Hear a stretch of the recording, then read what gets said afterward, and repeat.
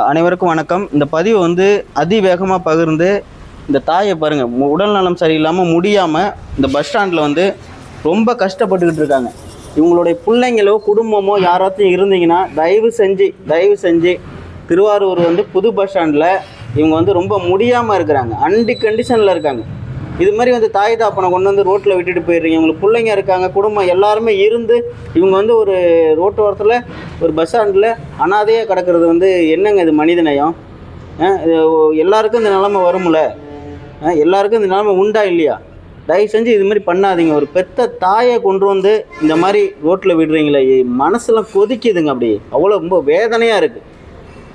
நம்மளை 10 மாதம் சுமந்து பெற்று நமக்கு சாப்பாடு ஊட்டி ட்ரெஸ்ஸு போட்டு பார்த்து நமக்கு வந்து நம்மளை வளர்த்து ஆளாக்கி நமக்கு நல்லது கட்டு பண்ண ஒரு தாயை கொண்டு வந்து இந்த மாதிரி குப்பை தொட்டி மாதிரி போட்டுருக்கீங்களாங்க. என்னங்க இதெல்லாம்? தயவு செஞ்சு பார்த்தீங்கன்னாங்க, விலாசம் தெரியல, இவங்களுடைய பேர் தெரியல, சொல்ல முடியல, அவங்களால எதுவுமே சொல்ல முடியல.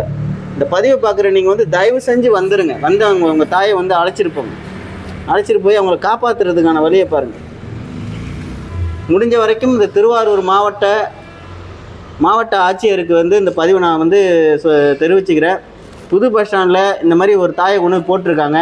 இந்த பதிவை பார்த்தீங்கன்னா உடனடியாக வந்து அரசு சார்ந்து இந்த தாயை கொண்டு போய் காப்பாற்றுன்னு சொல்லிட்டு தாமியை கேட்டேன். இந்த லோக்கல் ஸ்டேஷனில் இருக்கிற காவல்துறையெல்லாம் இங்கே வந்து இவங்களை பார்க்க சொல்லுங்கள். பார்த்து அவங்களுக்கான ட்ரீட்மெண்ட் எடுத்து இந்த பிள்ளைங்க யார் வந்து இங்கே விட்டாங்களோ அவங்க மேலே சரியான நடவடிக்கை எடுக்கணும். மாவட்ட நிர்வாகம் நடவடிக்கை எடுக்குன்னு சொல்லிட்டு அந்த பதிவு மூலம் தெரிவிச்சுக்கிறேன். இப்படி காட்டிடுமா, கீழே வந்து காட்டுங்க.